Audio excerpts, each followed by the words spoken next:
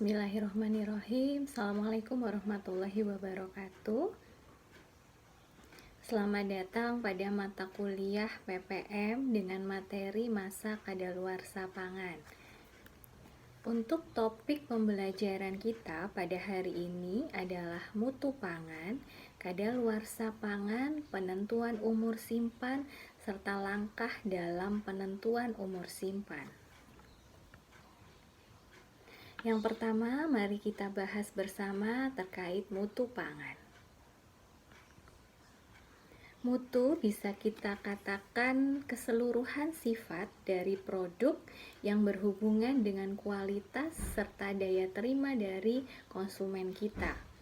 Mutu ini bisa kita rumuskan dalam bentuk X per Y, di mana X adalah cita rasa, nilai gizi, sifat fungsional, sampai keamanan dan kehalalan dari pangan tersebut. Sedangkan Y bisa kita kategorikan waktu persiapan serta harga pangan. Mutu biasanya berbanding lurus dengan X, yaitu cita rasa dan lain sebagainya. Sedangkan mutu berbanding terbalik dengan waktu persiapan serta harga.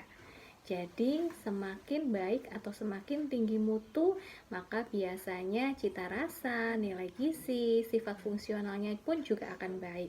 Sebaliknya dengan waktu persiapan serta harga. Mutu pangan bisa kita bedakan berdasarkan beberapa macam. Yang pertama, mutu mikrobiologi. Di sana kita kategorikan mutu mikrobiologi jika kita melihat berapa banyak mikroba patogen atau mikroba pembusuknya yang berhubungan dengan aktivitas dari mikroba tersebut. Mutu organoleptik kita biasanya hubungkan dengan warna, rasa, aroma dari makanan. Mutu fisik biasanya dilihat dari bentuk, elastisitas, daya patah dari makanan tersebut.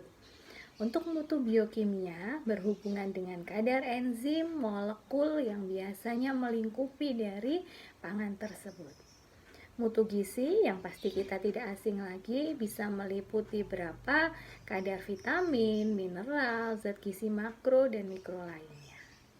Serta yang terakhir, mutu kimia bisa kita bedakan berdasarkan kadar pH, berapa cemaran logam kimia, dan lain sebagainya. Nah, perubahan mutu dari mutu yang sudah kita bahas di awal tadi, dari beberapa atribut mutunya juga, misalnya dari sisi mutu organoleptik ada tekstur, aroma, warna. Itu banyak kita bisa lihat perubahannya bermacam-macam. Ada yang dari tekstur misalnya menjadi lunak, malah lebih alot, atau malah kehilangan sifat asli atau kelarutannya. Begitu juga dengan warna. Warna bisa kalau ada perubahan mutu yang terlihat pemucatan warna, pemekatan warna, sampai mungkin kehilangan warna atau identitas warna aslinya dari bahan pangan tersebut. Perubahan mutu tadi bisa berdampak pada penurunan mutu, yang nanti juga akan berdampak pada penurunan daya terima dari konsumen kita. Penurunan mutu ini bisa dibagi menjadi dua hal. Yang pertama, penurunan mutu secara kualitatif, berarti penurunan tekstur, warna, rasa, aroma misalnya yang biasanya lebih bersifat subjektif. Sedangkan penurunan mutu kuantitatif lebih objektif. Kita bisa menghitung berapa pengurangan dari volume, berat, maupun nilai gizi dari bahan pangan tersebut. Kemudian penyebab penurunan mutu banyak yang bisa berdampak. Sebab yang bisa menyebabkan penurunan mutu tersebut bisa dari kualitas bahan bakunya yang kurang baik, sehingga mutu akhir produk juga pasti tidak akan baik.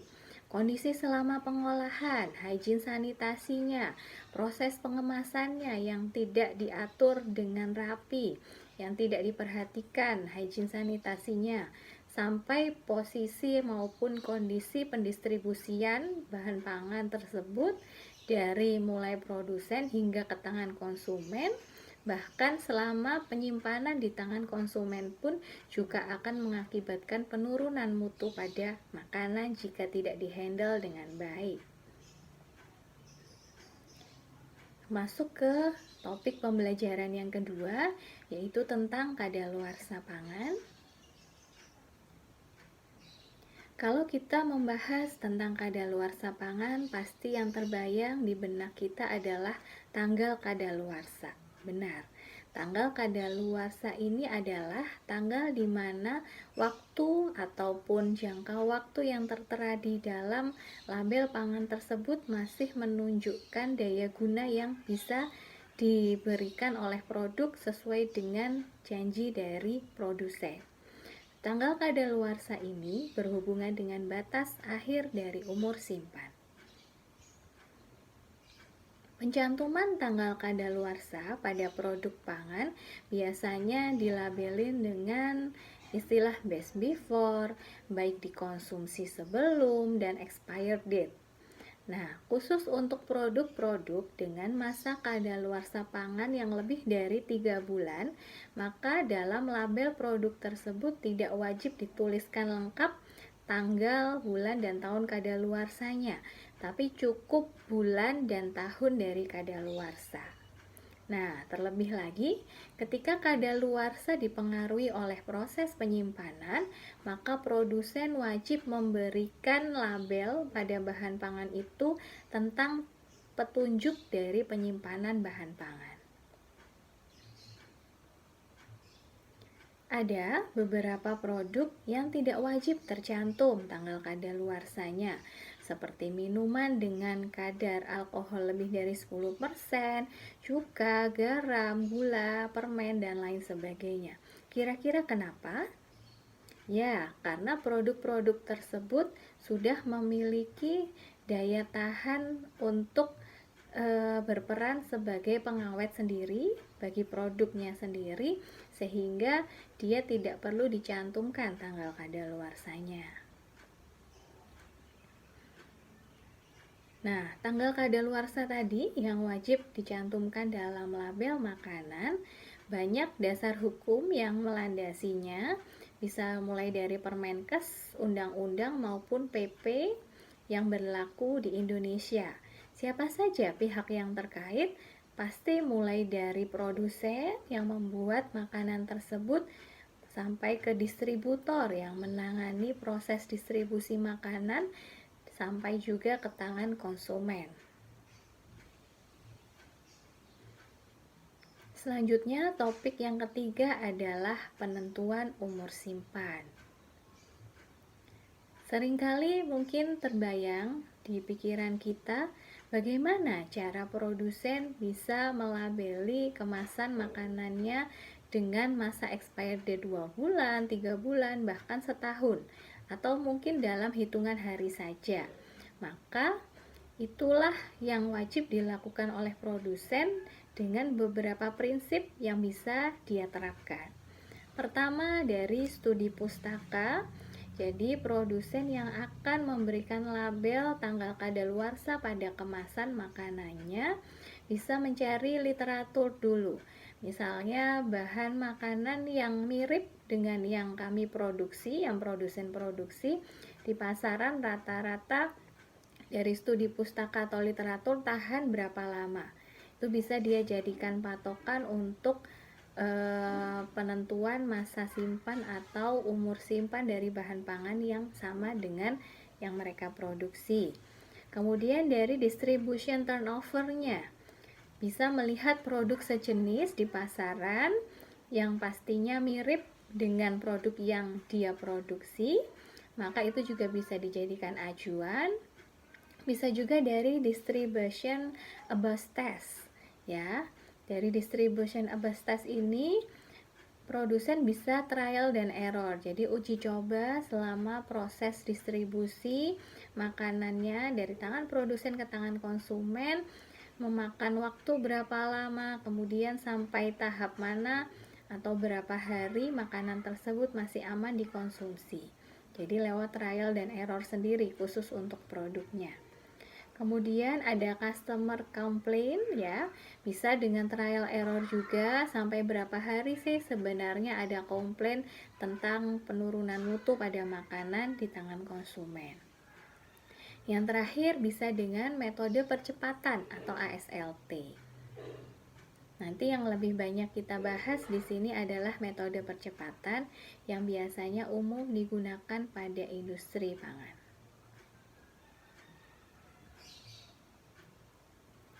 Metode penentuan umur simpan. Dari 5 prinsip tadi, bisa kita kerucutkan menjadi 2 metode besar penentuan umur simpan. Yang pertama adalah metode konvensional, di mana produsen dapat menyimpan produk pada kondisi normal atau lingkungan yang sebenarnya biasanya konsumen menaruh atau menyimpan pangan tersebut hingga mencapai tingkat kadaluarsa yang memang sudah ditentukan atau hingga mencapai penurunan mutu yang mungkin terlihat selama proses penyimpanan makanan. Metode yang kedua yaitu metode percepatan, di mana produk dapat disimpan pada lingkungan yang ekstrim ya, suhu ekstrim, kadar air ekstrim, intinya adalah lingkungan yang ekstrim sehingga dapat menyebabkan produk cepat rusak dan dicapailah tingkat kadaluarsa sesuai dengan konsep penurunan mutu yang sudah disepakati di awal. Untuk metode konvensional ini biasanya digunakan bagi produk pangan dengan umur simpan kurang dari 3 bulan. Karena apa? Nah, kekurangannya pasti membutuhkan waktu yang lama kan? Jadi tidak mungkin ketika kita terapkan metode konvensional ini pada produk dengan umur simpan yang lama, misal setahun, 2 tahun, karena itu akan menghabiskan waktu dan tidak efisien. Kelebihannya biasanya akan lebih tepat pasti dan akurat karena benar-benar dilihat penurunan mutunya setiap hari hingga didapatkan cut off penurunan mutu yang menunjukkan tanggal kadaluarsanya. Selanjutnya, metode konvensional ini diatur atau dilaksanakan dengan cara yang pertama, produk dengan berat serta tanggal produksi yang sama di dalam kemasan yang sama juga seperti yang akan dijual ke tangan konsumen, itu disimpan oleh produsen dalam penyimpanan yang umum yang nantinya juga lumrah diterapkan oleh konsumen ketika mereka menyimpan bahan makanan tersebut. Kemudian diamati saja setiap harinya atau setiap 2 hari sekali tergantung kebutuhan titik kritis atau parameter kritis mana yang bisa menunjukkan penurunan mutu terhadap makanan. Yang kedua, metode percepatan atau accelerated shelf life test. Ini biasanya digunakan pada produk dengan umur simpan yang tinggi, lebih dari 3 bulan tadi ya. Kita tidak harus menunggui produk untuk sampai didapatkan penurunan mutu, tapi cukup kita berikan kondisi lingkungan yang ekstrim sehingga penurunan mutu bisa lebih cepat terjadi. Menggunakan rumus tertentu akhirnya didapatkan tanggal kadaluarsa. Untuk metode ASLT atau percepatan ini yang paling umum digunakan adalah metode Arrhenius dan metode Labuza. Prinsip keduanya sama-sama kita berikan lingkungan ekstrim. Yang membedakan adalah lingkungan ekstrimnya dari mana dulu. Kalau metode Arrhenius atau model Arrhenius kita berikan suhu yang ekstrim, atau model Labuza dari sisi kadar air atau lingkungan yang menyebabkan kadar air tinggi sehingga penurunan mutu bisa cepat terjadi. Dalam bahasan kita hari ini akan lebih fokus pada model Arrhenius karena model Arrhenius ini lebih lumrah juga digunakan untuk melihat seberapa lama masa kadaluarsa atau umur simpan dari bahan pangan. Tapi tidak menutup kemungkinan ketika kalian mau belajar mencari literatur lanjut tentang model Labuza yang mungkin juga bisa diterapkan dalam bahan pangan meskipun tidak banyak digunakan. Metode Arrhenius atau model Arrhenius. Prinsipnya, model Arrhenius atau metode Arrhenius ini adalah mempercepat penurunan mutu pangan dengan meningkatkan suhu secara teratur. Dengan konsep ini diharapkan peningkatan suhu akan membuat laju reaksi semakin tinggi, maka penurunan mutu juga akan semakin dapat cepat dilihat. Asumsi dari model Arrhenius ini adalah perubahan faktor mutu hanya ditentukan oleh satu reaksi saja. Jadi dari faktor reaksi suhu saja dan tidak dianggap sebagai akibat dari proses sebelumnya ya. Jadi tidak ada campur tangan dari kondisi lain, hanya dari faktor suhu saja dengan asumsi suhu selama penyimpanannya tetap.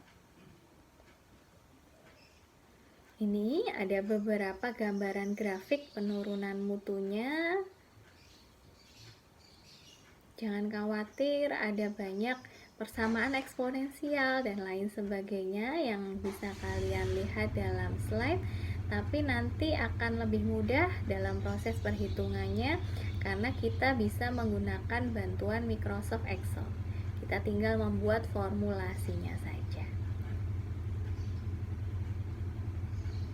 Nanti ada persamaan Arrheniusnya sama, juga bisa dibuat dengan bantuan Microsoft Excel yang nanti kita akan lebih dalami lagi proses perhitungannya dalam praktikum teori materi kadaluarsa pangan.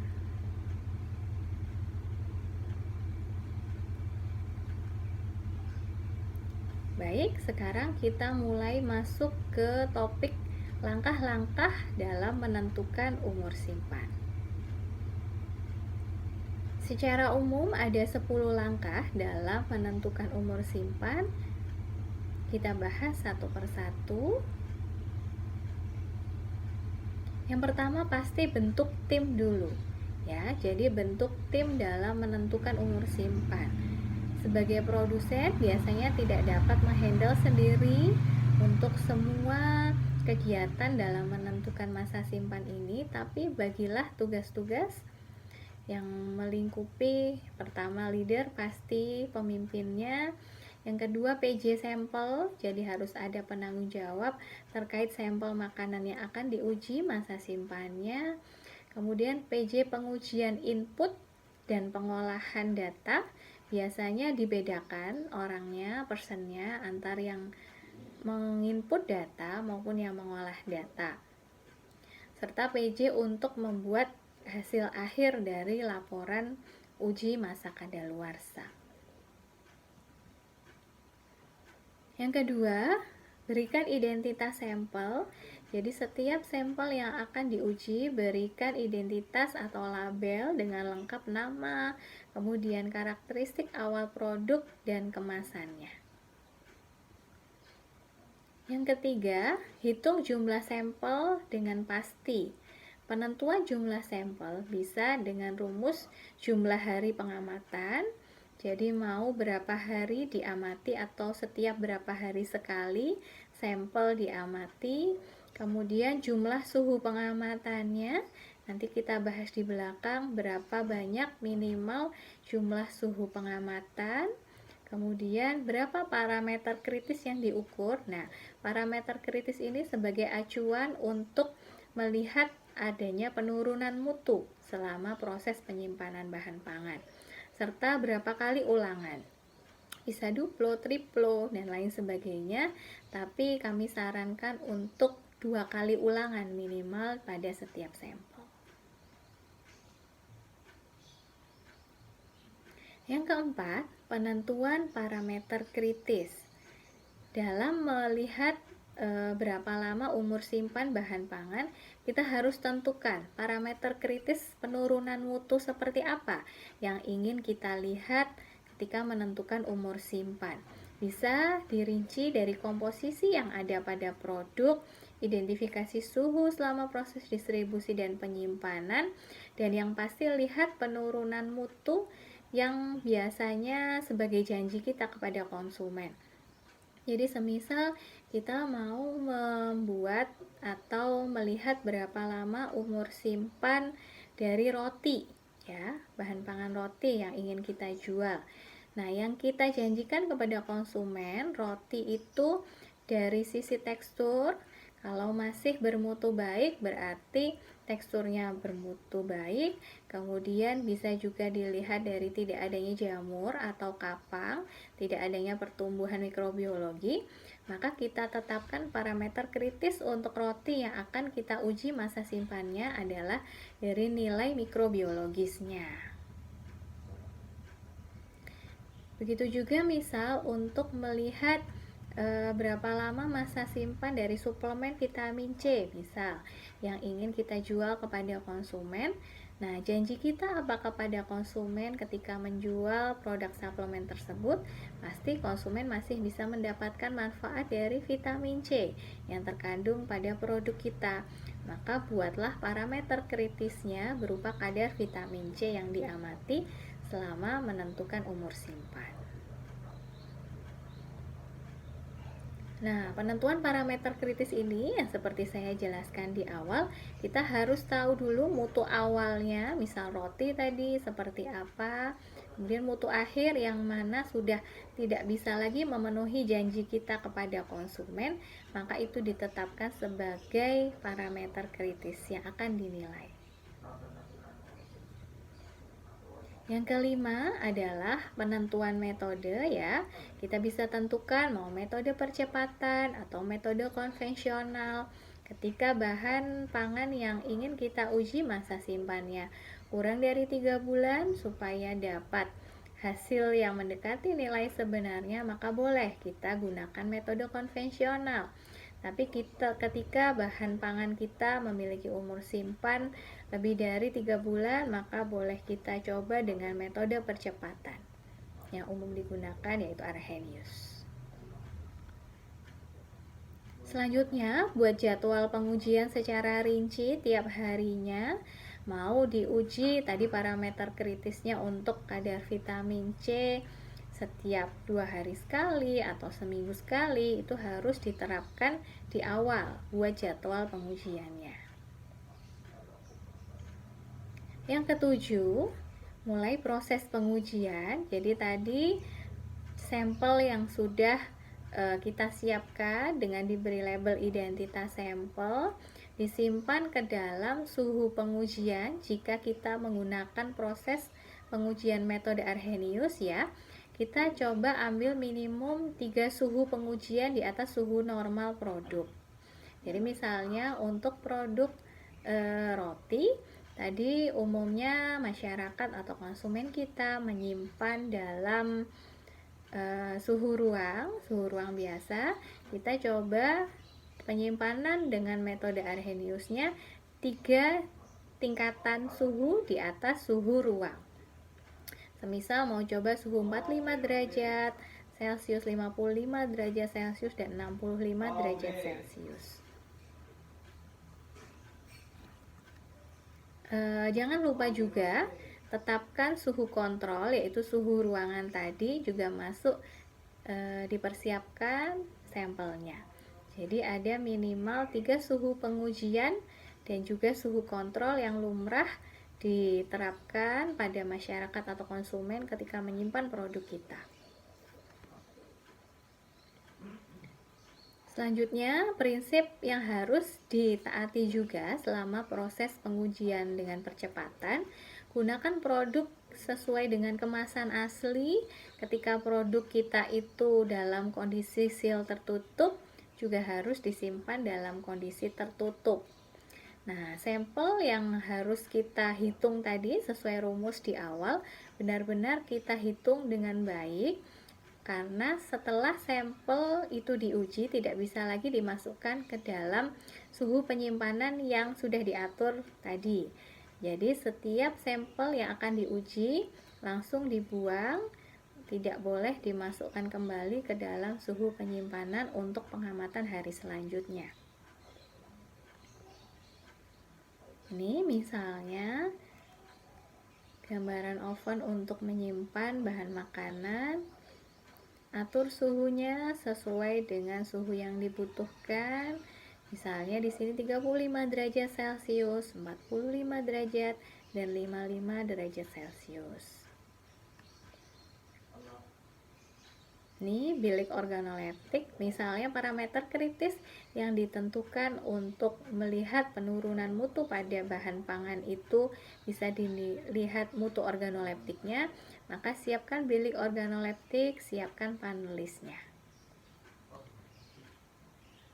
Yang kedelapan adalah input data. Ini saya misalkan bahan makanan yang ingin kita uji, parameter kritisnya dilihat dari mutu organoleptik, maka kita harus siapkan, misalnya sudah ditentukan 10 panelis, diuji setiap 7 hari ya. Jadi hari pertama, hari ke-7, hari ke-14 ini menunjukkan hari keberapa pengamatan dilakukan, dan kolom di bawahnya ini menunjukkan berapa nilai yang diberikan oleh panelis untuk masing-masing bahan makanan yang diuji. Misalnya skala Likert-nya 1-10. Jadi setiap panelis memberikan nilai setiap harinya untuk masing-masing suhu penyimpanan. Yang ke-9, olah data. Seperti yang saya katakan tadi, setelah kita tetapkan misal suhu 28, 45, 65 yang diuji untuk menilai parameter kritis masing-masing mutu yang dianggap menurun sesuai dengan harinya juga. Nah, setelah didapatkan masing-masing panelis menilai, ambil rata-rata.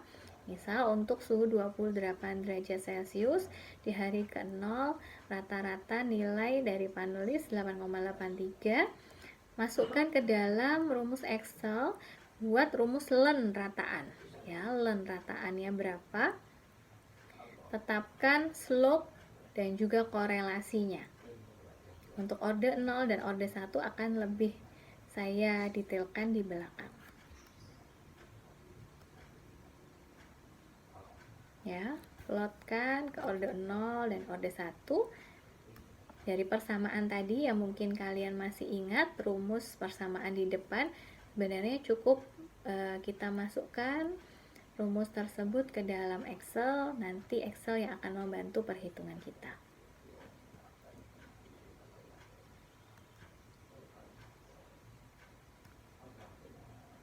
Nah, seperti yang saya detailkan di awal tadi, ada orde 0, ada orde 1.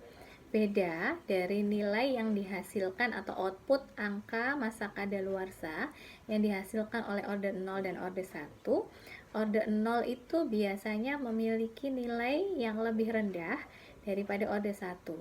Jadi hasil perhitungan dari persamaan Arrheniusnya, misal orde 0 menunjukkan 95 hari umur simpan dari bahan pangan, orde 1 biasanya lebih lama, berkisar 125 hari misalnya.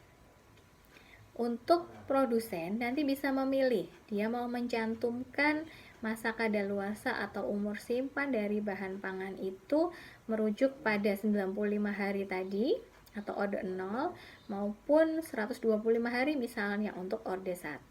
Beda utamanya ketika produsen merujuk pada orde 0, jadi selama 95 hari umur simpannya baru terjadi degradasi enzim biasanya pada produk pangan, oksidasi lemak, dan browning non-enzimatis. Sedangkan pada orde 1 dengan umur simpan yang lebih lama, biasanya penurunan mutu akan semakin banyak. Mulai ada pertumbuhan mikroorganisme, kerusakan vitamin yang mungkin dia tidak tahan panas selama proses penyimpanan maupun kerusakan tekstur. Jadi bisa kita simpulkan untuk orde 0 biasanya lebih menguntungkan bagi konsumen karena penurunan mutu dari produk pangannya belum terlalu buruk. Sedangkan orde 1 biasanya dipilih untuk lebih menguntungkan produsen, ya, dimana dengan masa simpan yang lebih panjang maka produk bisa lebih lama di pasaran. Yang ke-10, pelaporan. Di akhir setelah kita tetapkan orde 0 atau orde 1 yang mau dipilih untuk dicantumkan dalam label makanan kemasan, maka dibuatlah laporan dari tim uji masak kadaluarsa itu tadi untuk disampaikan kepada direksi. Itu untuk 3 topik pembelajaran besar kita hari ini. Terakhir adalah bagaimana berarti cara memperpanjang dari umur simpan. Ada 3 macam cara yang bisa kita lakukan ketika mau memperpanjang umur simpan. Ini dari sisi produsen ya. Yang pertama, menaikkan mutu awal, bisa dengan meningkatkan kualitas bahan baku. Pilihlah bahan baku yang baik, kemudian bisa memiliki ketahanan yang lebih panjang. Dari sisi proses pengolahan juga bisa berikan paparan suhu dingin, pengeringan, fermentasi, pengendalian dengan pembekuan dan lain sebagainya untuk inaktivasi mikroba, terutama mikroba patogennya misal, sehingga mutu makanan akan menjadi baik dalam waktu yang lebih lama. Yang terakhir, bisa kita perlambat laju penurunan mutunya dengan memperbaiki kemasan ya. Misalnya untuk produk pangan yang tahan panas, dipastikan kemasan makanannya bisa mengakomodir atau meminimalisir panas yang masuk dari luar. Selama proses penyimpanan produk dan distribusinya juga harus diperhatikan food handlingnya, sesuaikan dengan penanganan distribusi yang baik. Misalnya dari sisi proses distribusi alat transportasinya dan dari paparan panas selama proses distribusi. Baik, demikianlah untuk materi penetapan kadaluarsa pangan. Selanjutnya untuk detail bahan lain bisa kalian searching atau googling. Boleh dengan sumber pustaka dari Embrio Training Bogor, bisa juga dari BPTP Jawa Tengah atau sumber-sumber lain yang terpercaya. Sekian dari saya, semoga ilmu hari ini bermanfaat. Mohon maaf bila ada kekurangan maupun kesalahan. Wassalamualaikum warahmatullahi wabarakatuh.